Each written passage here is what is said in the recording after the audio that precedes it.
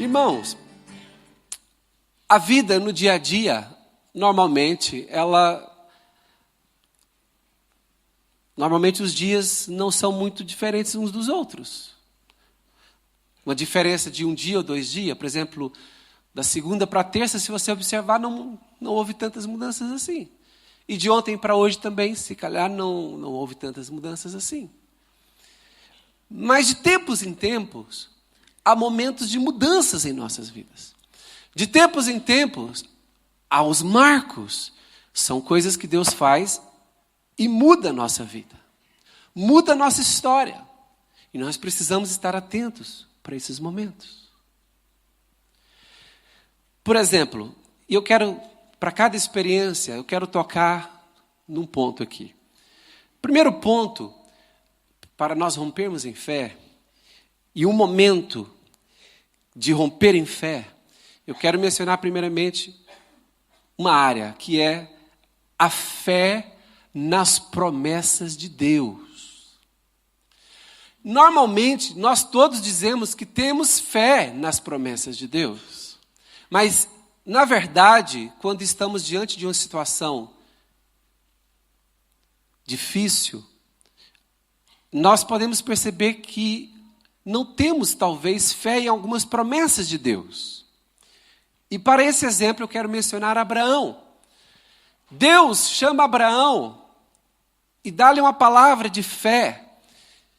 Deus desafia Abraão, dizendo que vai fazer prodígios, coisas maravilhosas em sua vida.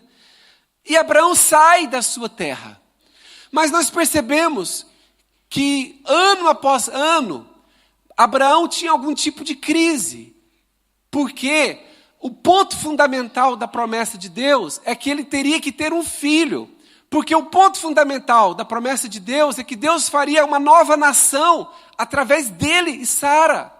Mas como poderia sair dele uma nova nação, se nenhum filho ele tinha? Então, irmãos, depois de mais de 10 anos que ele tinha recebido essa promessa de Deus, e o seu filho ainda não tinha chegado, não tinha nascido, Abraão teve uma crise. E essa crise mostra que Abraão ainda não tinha chegado àquele ponto de fé necessário. Então, nós não vamos ler o texto, mas a chamada de Abraão é no capítulo 12 de Gênesis, mas é só no capítulo 15, muitos anos depois, é que Abraão já está desgostoso e fala: Deus, o Senhor me enche de promessas, mas eu estou mal, porque quando eu morrer, quem vai assumir aqui em casa as coisas é um servo que nasceu na minha casa, eu não tenho filhos. Aí Deus fala para Abraão: sai da sua tenda e conta as estrelas, se é que você pode contar as estrelas. Olha, irmãos, a Bíblia diz que Abraão saiu, contou as estrelas, e a Bíblia dá um testemunho sobre Abraão. Diz: Abraão creu. Mas ele não tinha crido antes, os outros 10, 12 anos anteriores.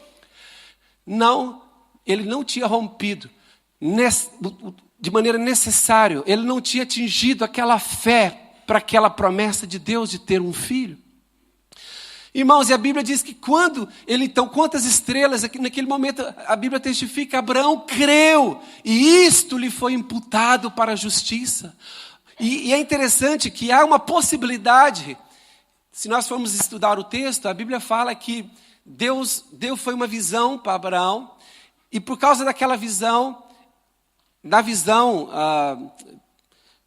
Deus fala com ele, e Abraão sai da sua... Deus está falando com ele numa visão, mas depois parece que acaba a visão. E quando Deus fala para ele sair da tenda, já não é na visão, já é mesmo realidade. E ele sai da tenda e conta as estrelas, e Deus, vamos ver se você pode contar as estrelas.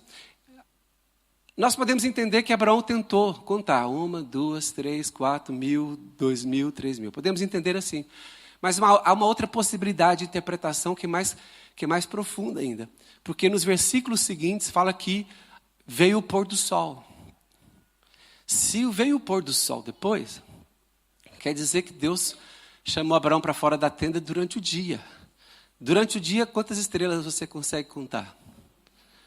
Então, se a interpretação mais correta for essa, então é mais glorioso ainda, porque Deus mostrou para ele um céu limpo e disse, quantas estrelas, se é que o podes. Daí, irmãos, a gente vê que aí tem que ser um homem de fé mesmo. Sendo uma coisa ou outra, facto é que Deus deu testemunho.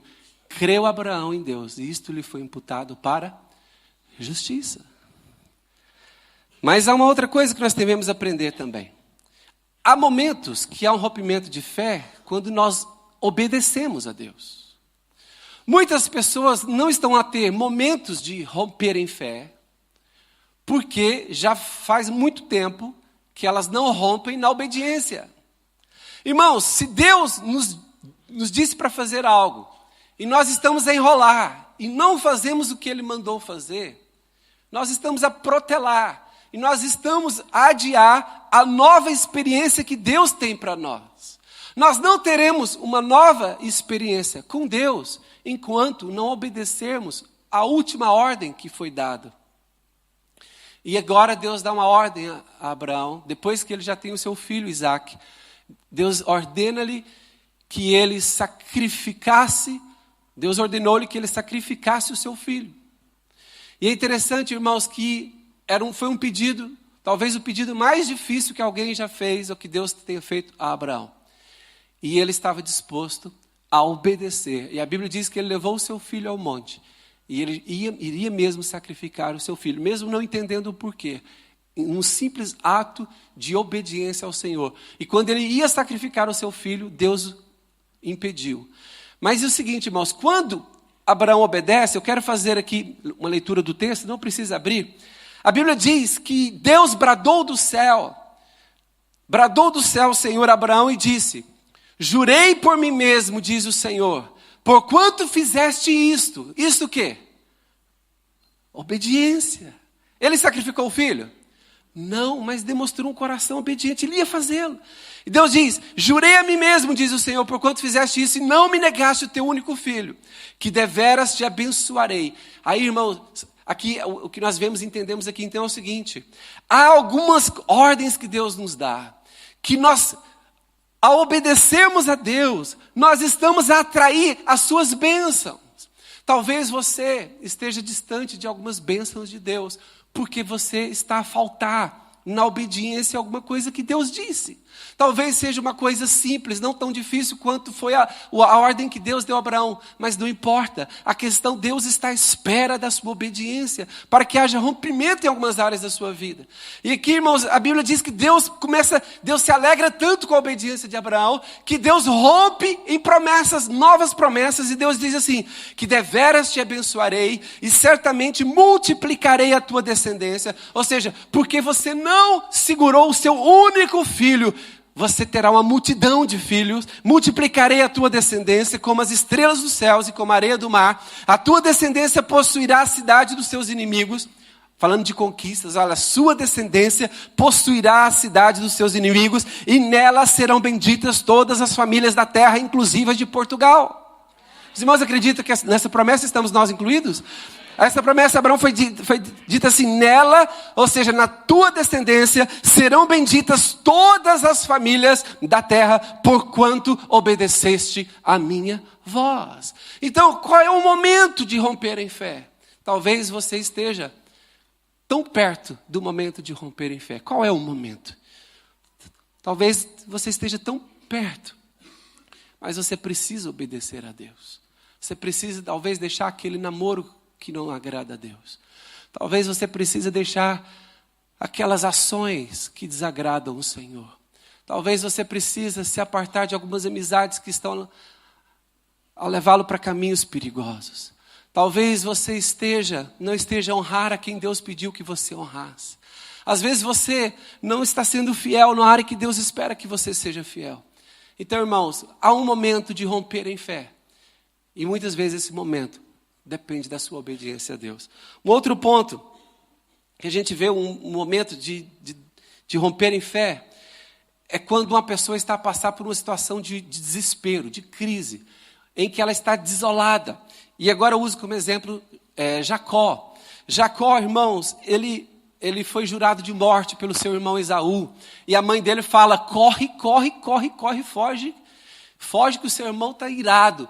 Então Jacó, irmãos, com a mão atrás, outra na frente, sem nada, ele sai no desespero, correndo para a terra de origem do seu avô Abraão. E enquanto Jacó está nessa fuga, ele pega uma pedra, para numa cidade, num lugar no caminho, num lugar que na época se chamava Luz, que depois veio se chamar Betel. Jacó para ali, pega uma pedra, usa como travesseiro. Talvez você esteja reclamando da sua cama, do seu travesseiro. Jacó usa uma pedra como travesseiro. E Jacó tem um sonho naquela noite. Irmão, Jacó teve um sonho com uma escada que ligava a terra ao céu. E os anjos de Deus desciam pela escada e subiam pela escada. Representando, os anjos de Deus trazem coisas para a terra. E os anjos de Deus levam coisas da terra para Deus. E é interessante que quando Jacó acorda, ele, comovido por aquele sonho, ele faz uma promessa, um voto com Deus. E esse outro ponto que eu quero dizer. Vai haver romper de fé em sua vida, vai haver um romper em sua vida, quando em momentos de crise, você fizer um voto ao Senhor. Você fizer um compromisso com Deus. Talvez algumas pessoas não gostam muito da palavra voto, mas eu quero o que aconteceu, qual tipo de voto que Jacó fez no momento de crise. Irmãos, no momento de crise, há pessoas que só murmuram, que só reclamam. O culpado disso foi Isaac. O meu pai que não teve revelação de que eu que deveria ser, de herdar a bênção. O culpado disso é meu irmão Esaú. O culpado poderia ser tanta gente. Mas aqui, irmãos, a Bíblia diz que Jacó, naquele desespero da sua vida, sem saber o que esperava na terra dos seus avós, sem saber o que esperava, ele, no meio do caminho, ele fez um voto, um compromisso com Deus. Eu queria perguntar aqui, porque eu já sei a resposta, mas eu quero perguntar. Quantos aqui, no momento de desespero, fizeram um voto com Deus? Alguém já fez um voto com Deus no momento de desespero? Muitos. Eu já fiz. Conta-se a história de um rapaz que ele estava a andar e ele ficou com o pé preso, enganchado no trilho de comboio no meio do mato. E ele tentou tirar e não conseguiu. E o comboio vinha. E ele tentou tirar. Quando o comboio estava chegando mais ou menos perto, ele viu que não conseguia sair. Ele falou assim, Deus, se o Senhor me salvar, eu vou viver para o Senhor. Eu vou mudar minha vida, eu vou deixar de fazer tal coisa, eu vou deixar de não sei o quê. Irmãos, ele está ali. Irmãos, sem hipótese nenhuma, o comboio está chegando, ele consegue, sai. Ele fala, foi eu mesmo, Deus, que consegui. Afinal de contas, de última hora, fui eu mesmo. Muitas pessoas fazem um voto com Deus, mas é o seguinte, como o livramento de Deus parece que teve intervenção dele ou de outra pessoa, aí ele já questiona, será que foi Deus? Porque para muitas pessoas a intervenção de Deus precisa ser um anjo. E não, irmãos, ele conseguiu tirar a corda que ele estava preso. Deus não mandou um anjo visível. Se calhar teve até um anjo, mas o rapaz não viu. E ele pensou, não fui eu que tirei, Deus. Olha, se tivesse sido o Senhor, eu cumpriria o voto. Quantas vezes você faz um compromisso com Deus? Aí depois você fala, não, quem me deu esse aumento de salário, Deus, não foi, quer dizer, já estava programado. Aí a pessoa faz um compromisso com Deus e fala assim, Deus, se o Senhor me abrir a porta financeira, eu te dou tanto. Aí ele chega em casa, 2 dias depois está lá no correio, uma indenização que eles já tinham dito que nunca mais pagariam. Aí está lá a carta para ele receber. Ele fala, não, mas isso aqui não tem nada a ver com aquela oração, que ele já ia receber mesmo. O ser humano tem um coraçãozinho complicado. Por isso é o seguinte, quando nós fazemos algum compromisso com Deus, você tem que entender o seguinte, você fez o compromisso com Deus. Como você sabe se o que aconteceu iria acontecer sem o compromisso? Por que algumas coisas só acontecem quando você faz o compromisso? Jacó então fez o compromisso. Ele diz assim, se Deus for comigo e me guardar nesta jornada que empreendo, e me der pão para comer, e roupa que me vista, de maneira que eu volte em paz para a casa de meu pai, então o Senhor será o meu Deus, e a pedra que erigi por coluna será a casa de Deus, e de tudo quanto me concederes, certamente eu te darei o dízimo. Jacó, sem nada, irmãos, ele estava zerado. É zerada a palavra certa? Estava durando o kid mesmo. Estava duro, estava zerado. O que ele tinha? Nada. Mas ele disse assim, se o Senhor me abençoar, me sustentar e me fizer voltar, eu vou dar o dízimo de tudo que ele me deu. Irmão, Jacó sofreu durante 20 anos, mas ele saiu rico e voltou para aquele lugar onde ele fez o voto, ele voltou rico, cheio de gado e servos e tudo. E se ele tivesse dito, não, Deus não me abençoou, eu fiquei ali 14, 15 anos sendo explorado pelo meu tio. Se não fosse pelo meu esforço, eu não tinha ficado rico, não. Não, irmãos, ele reconheceu. Jacó, quando volta, ele é um homem do Senhor. Então, eu quero dizer o seguinte. Em momentos de crise, você pode determinar um marco de um romper na sua vida. Que tipo de crise você está a enfrentar agora, hoje, na sua vida? É de saúde? É familiar? É no casamento? É com os filhos? É financeira? Que tipo de crise você está a passar? Se você, nesse momento de crise, porque quando a gente está em crise, irmãos, a gente está mais quebrantado, mais contrito. No momento de crise, se você fizer um voto, um compromisso como o Jacó fez, você está determinando um marco de romper em fé na sua vida. Porque Deus honra compromissos e nós temos que honrar compromissos. Amém, amém, irmãos? Um outro momento de romper em fé. Com o mesmo Jacó, quando ele volta, no Vale de Jaboque, ele tem uma experiência com Deus. Aquela experiência conhecida por Peniel. E naquela experiência, o nome de Jacó é mudado, de Jacó para Israel. Irmãos, aquele marco na vida de Jacó foi algo tremendo para ele. Porque aquele marco foi um marco de mudança de identidade de uma pessoa. Irmãos, eu estou mencionando isso aqui, estou mencionando rapidamente, mas estou fazendo questão de mencionar a mudança de nome, mudança de identidade de Jacó. Porque eu e você, nós não podemos pensar só em mudança. Em termos familiares, em termos financeiros, em termos profissionais, em termos de saúde. Nós temos que pensar também que Deus, pelo seu Espírito, quer operar em nós mudanças de identidade. Porque você pode estar hoje preso, condicionado a um rótulo, a um título que você tem por causa do seu comportamento.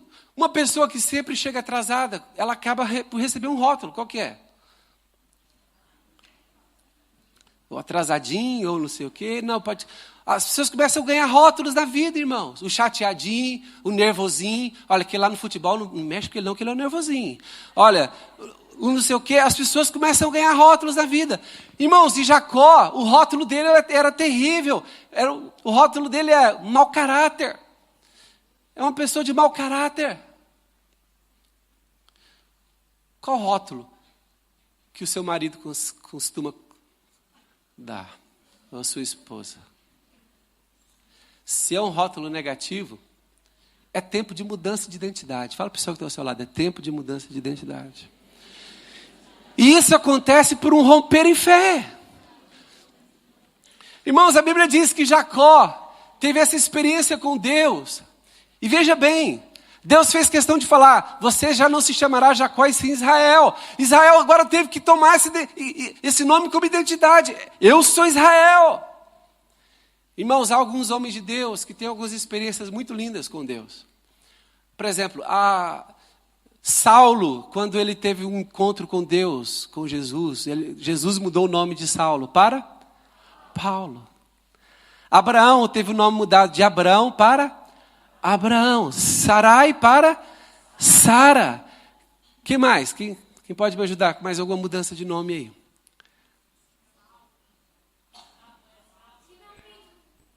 Hã? Ele era chamado verdadeiro, ele era chamado de Simão, começou a ser chamado mais de Pedro. por Jesus. Irmãos, a mudança de nome, ela marca mudança de caráter, de identidade. Há homens de Deus nos dias de hoje que também eles mudam o nome deles. Há crentes que nos dias de hoje mudam o nome. Eu sei de um pastor que Deus disse que o nome dele tinha mudado.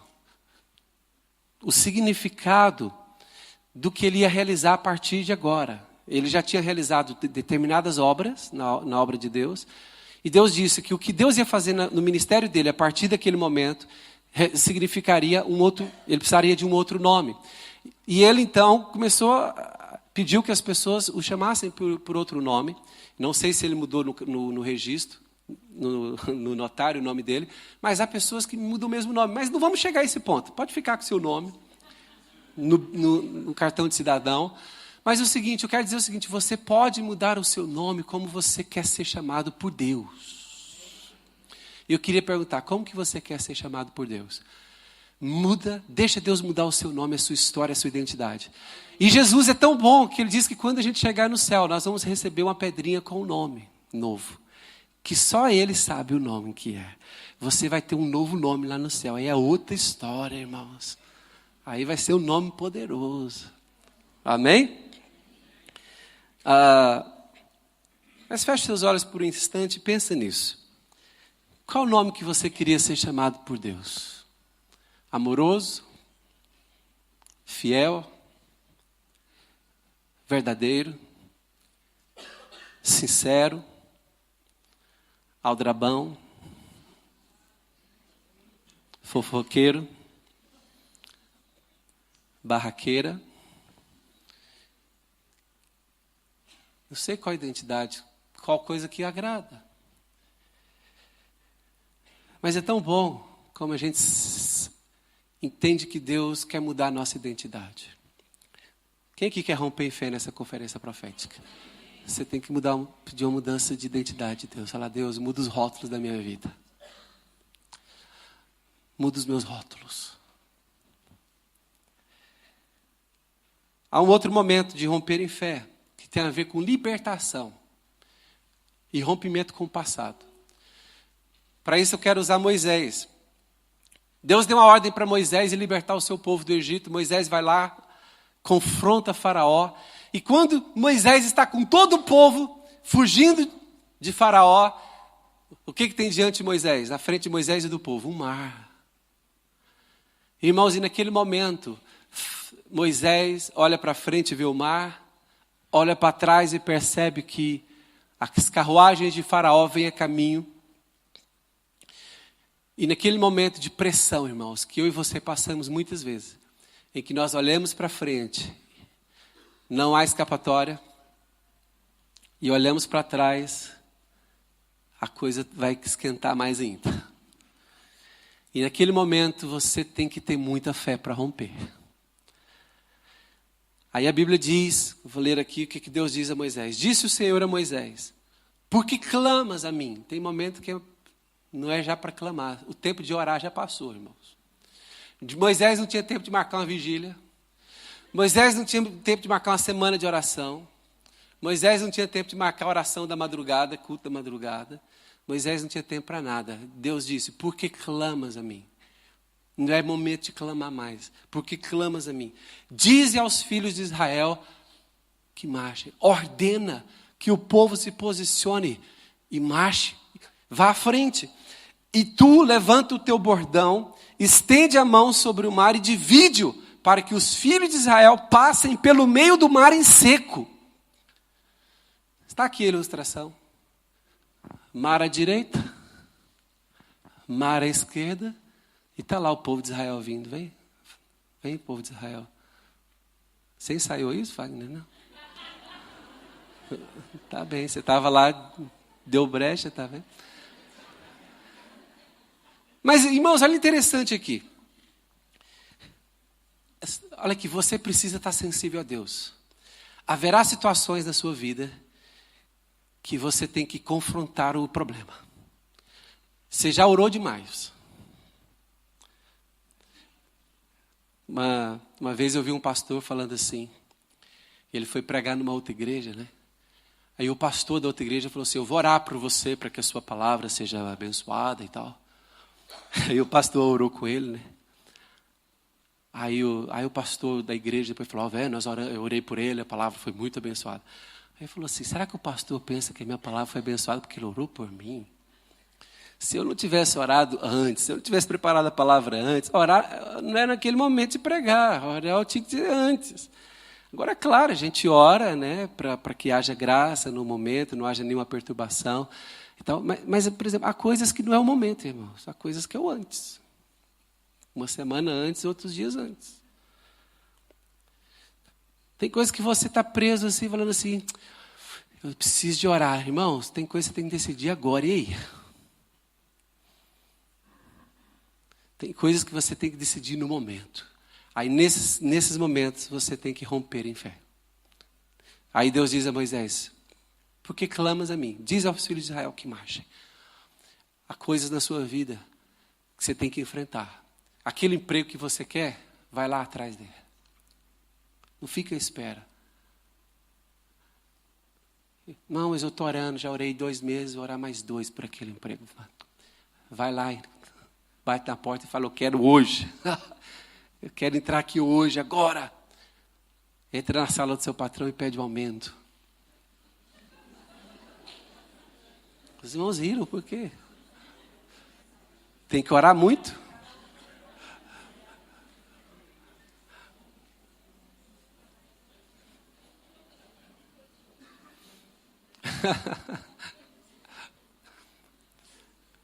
Sabe, irmãos? Tem coisas que você tem que bater a porta e empurrar e ir atrás. Tem coisas que você tem que fazer. E agora eu queria ler um texto. Aí queria que todos lessem também. 1 Samuel 17. Primeiro livro de Samuel, capítulo 17. E agora eu quero falar sobre um outro tipo de romper em fé. Que é o romper em fé quando você vence gigantes na sua vida. Repita comigo assim. Todo mundo foi premiado com algum gigante. Premiado ou não, mas foi. Irmãos, as pessoas que mais têm sucesso na história, as pessoas que mais vitórias têm e conquistas têm, são as pessoas que tiveram que vencer algum tipo de obstáculo, e eu não estou a falar de obstáculo pequeno não, irmãos. Estou a falar mesmo de gigante que faz desanimar qualquer um. A Bíblia diz que havia um gigante que se chamava Golias, que afrontava o exército de Israel todos os dias, dizendo, quem é o homem valente que pode lutar contra mim? E ele envergonhava, afrontava o exército de Israel. 1 Samuel 17, 45. A Bíblia diz que Davi, sendo um rapaz ainda novo, Davi não era um militar, Davi não estava na tropa, não tinha feito tropa, os irmãos dele estavam ali no exército de Saul. Davi não estava no deserto. Mas é interessante, irmãos, que olha o que aconteceu com Davi. Davi tinha 3 irmãos que estavam no exército, e os 3 irmãos de Davi tiveram preparação militar. E todo o exército de Israel, o exército de Saul, tinha preparação militar. E naquela preparação militar, eles conseguiam identificar a força dos seus inimigos e comparar com a força que eles tinham para ver se dava ou não para ter um embate. Então, por causa da preparação deles, quando Golias se apresenta, cada soldado do exército de Israel comparou-se com Golias e disse assim, estou fora, para mim não é do meu nível, não dá para ter um embate com esse Golias. Todos eles, irmãos, tinham bom senso, todos eles eram prudentes.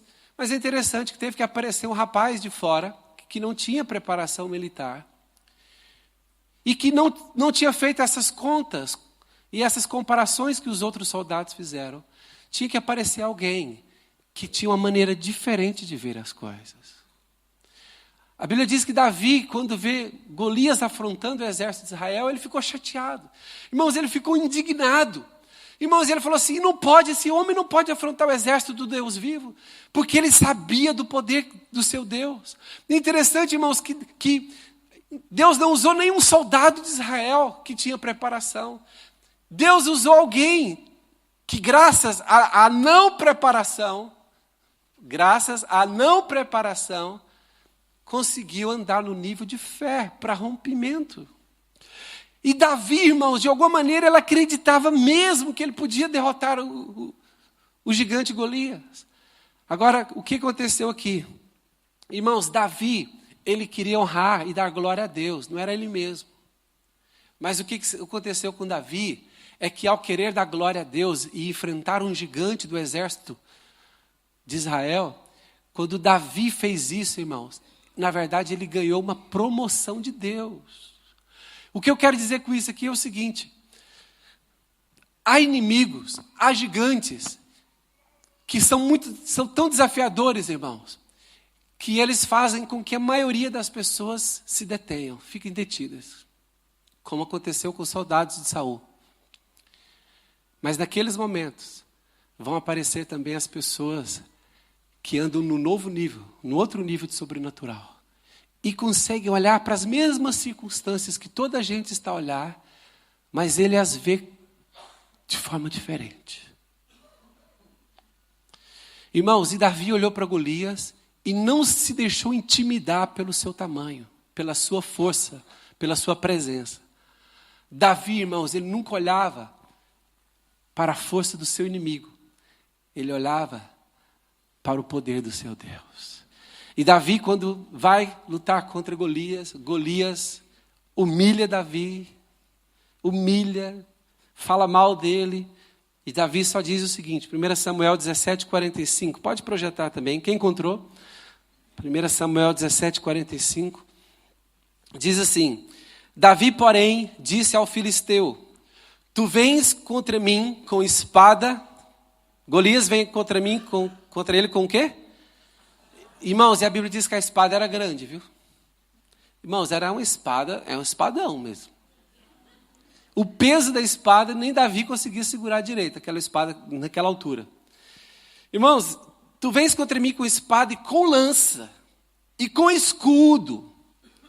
Eu, porém, vou contra ti, em nome do Senhor dos Exércitos. Ele podia ter dito assim, ó, se Davi confiasse no estilingue dele,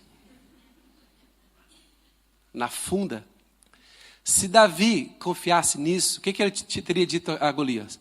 Tu vens contra mim com espada, com lança e com escudo. Eu, porém, vou contra ti com meu estilingue. Aleluia. Irmãos, ele não mencionou a arma que ele tinha, porque não era nela que ele confiava. Ele não faz menção da arma que ele tinha. Ele fala, tu vens, ele faz menção da arma do inimigo.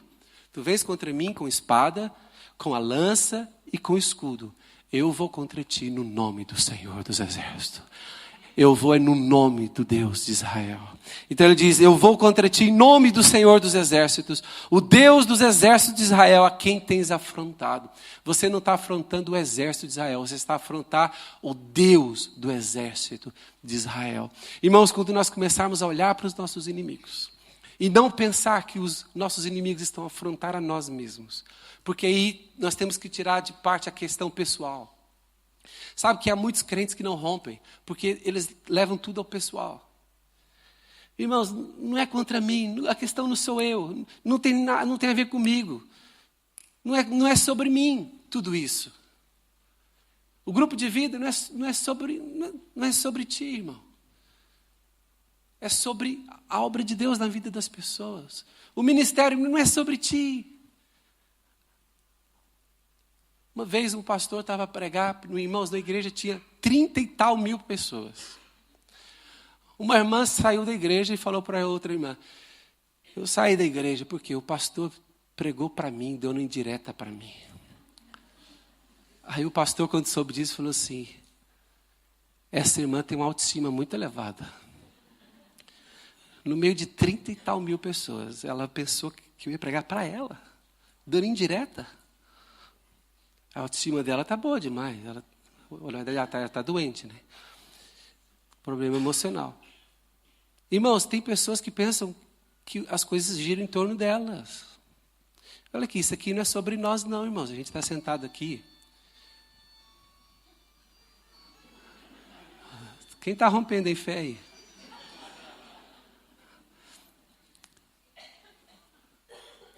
Irmãos, isso aqui não é sobre nós. Olha para mim, por favor. Isso aqui, nós estamos sentados aqui hoje, isso aqui não é sobre nós. Isso aqui é sobre o reino de Deus na terra.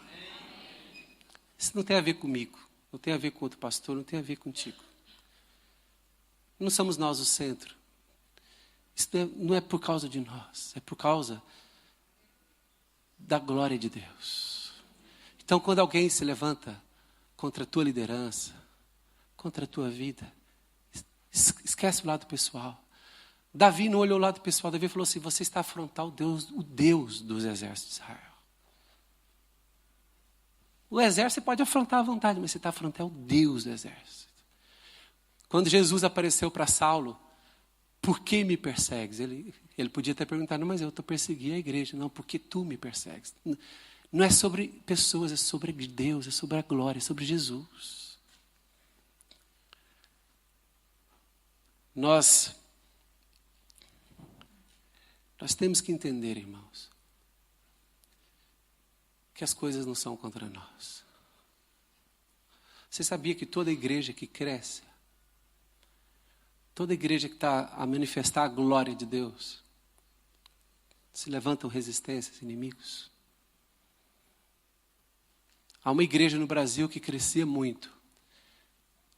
E algumas pessoas da cidade criaram um blog falando mal daquela igreja. E a igreja cresceu mais ainda. Aí você pode perguntar assim: pastor, será que tem algum mal? Alguém está contra nós e não gostar do que a gente faz? Não há mal nenhum, irmão. Porque se no mundo tem gente má, e se no mundo tem gente que está contra Deus, e se no mundo tem gente que está sendo usada pelo diabo, se essas pessoas se levantarem contra nós, é motivo de regozijo, é motivo de glória. É claro que nós gostaríamos de andar pacificamente, em paz com toda a gente. Mas se no mundo há pessoas contra Deus, contra o reino, contra o propósito, é como diz a Bíblia, é até bom que essas coisas aconteçam, para que os servos fiéis de Deus apareçam. Então, irmãos, quando Golias aparece ali, Davi tem uma perspectiva diferente dos demais. E eu queria dizer aqui para a igreja nesta noite: quando um inimigo se levanta contra ti, você só olha: ai, tadinho de mim, coitadinho de mim, o inimigo está contra mim. Gente, eu não estou fazendo as coisas tudo certinho para Deus. Estou até da oferta, diz, estou fazendo tudo, o inimigo vem. Parece que é contra... Irmãos, aí, se você começar com autocomiseração, isso não vai levar a lugar nenhum. Davi falou assim, ficou indignado, você tem que ficar indignado. Porque não é contra ti, é contra o Senhor dos exércitos. Então, se os inimigos que estão contra a tua vida, antes eles estão contra Deus, porque tu és um filho de Deus. Fala para o seu que está ao teu lado: tu és filho de Deus. Quem mexe contigo, está mexendo com Deus.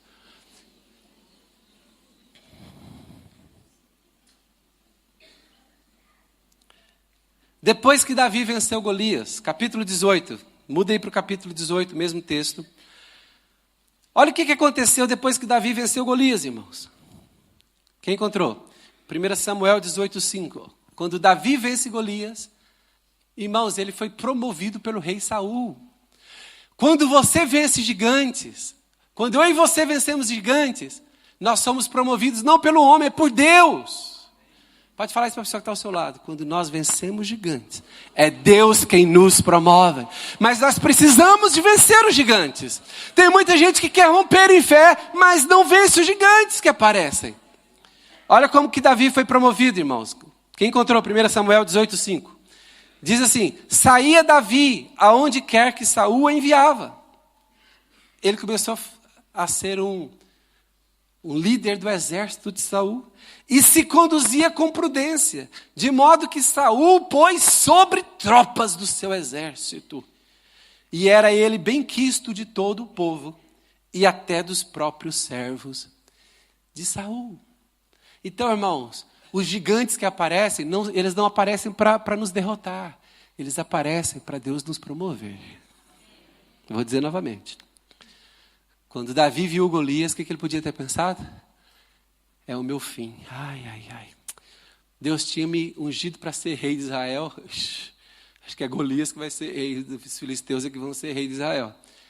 Irmãos, Golias não foi levantado para abafar Davi. Golias foi levantado para Deus promover Davi. Não somos nós que nos promovemos, são as nossas vitórias. Pode falar para a pessoa que está ao seu lado? Não somos nós que nos promovemos, são as nossas vitórias. Se você vencer, Deus vai promover. E pode falar também, cada gigante na sua vida é um trampolim para novas conquistas. Pode falar, cada gigante é um trampolim para novas conquistas.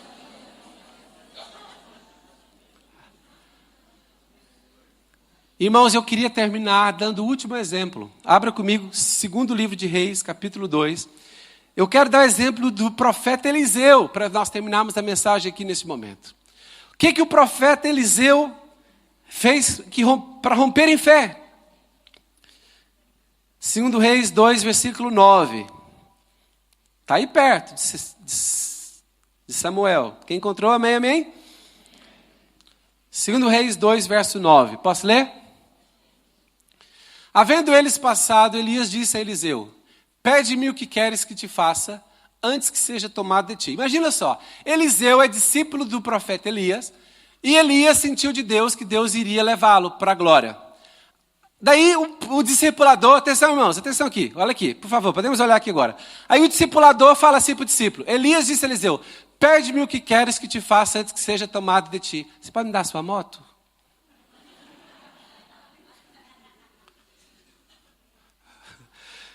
Pede-me o que queres. Você pode me dar a sua televisão LED?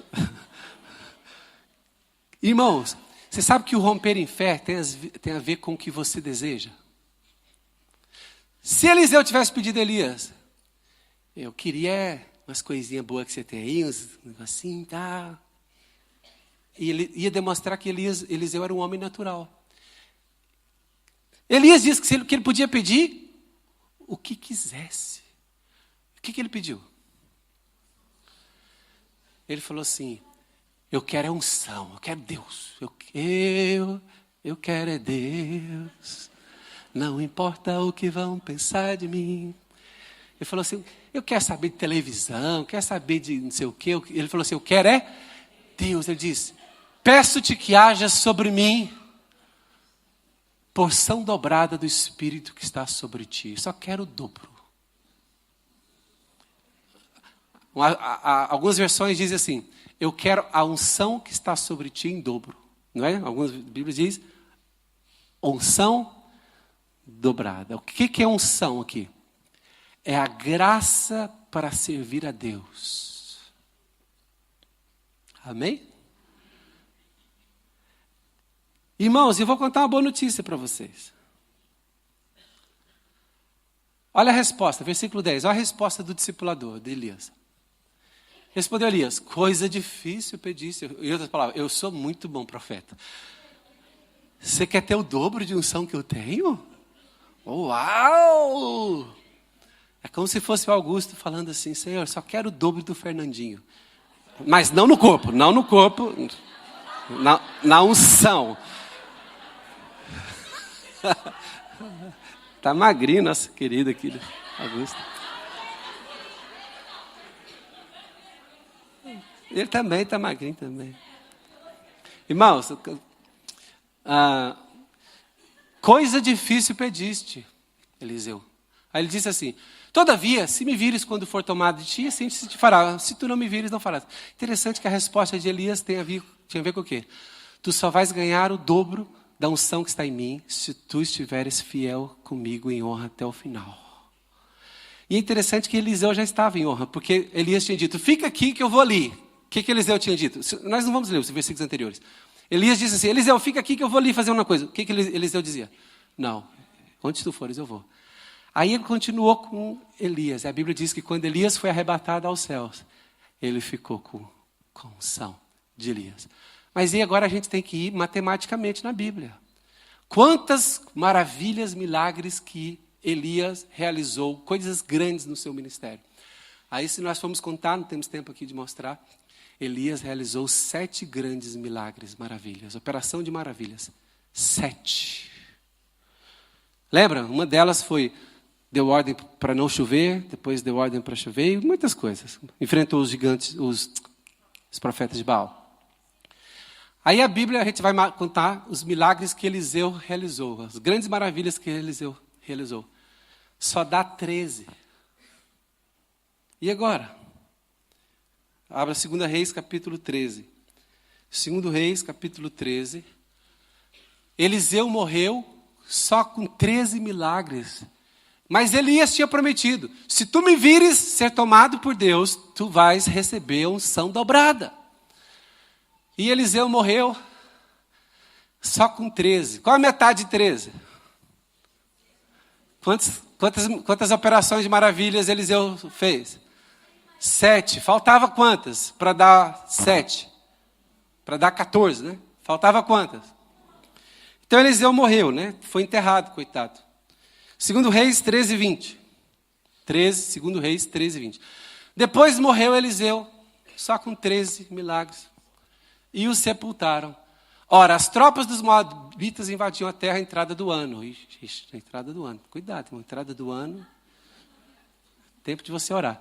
E sucedeu que, estando alguns a enterrarem um homem, viram uma dessas tropas, e por causa da pressa não cavaram uma cova. O que fizeram? Lançaram o homem na sepultura de Eliseu. E logo que o defunto tocou os ossos de Eliseu, reviveu e ressuscitou. Deus é fiel, não é, irmãos? Mesmo quando você não entende. Como que morreu Eliseu? Pensando, poxa, Elias disse que eu ia dobrar, fazer a dobradinha. Faltou um, e o homem morto, até defunto encontrando um homem morto, o defunto levanta. Isso para mostrar o quê? Que o seu Deus é fiel. Fala para a pessoa que está ao seu lado, o seu Deus é fiel. Se ele disse, ele vai cumprir. Pode falar, se ele disse, ele vai cumprir.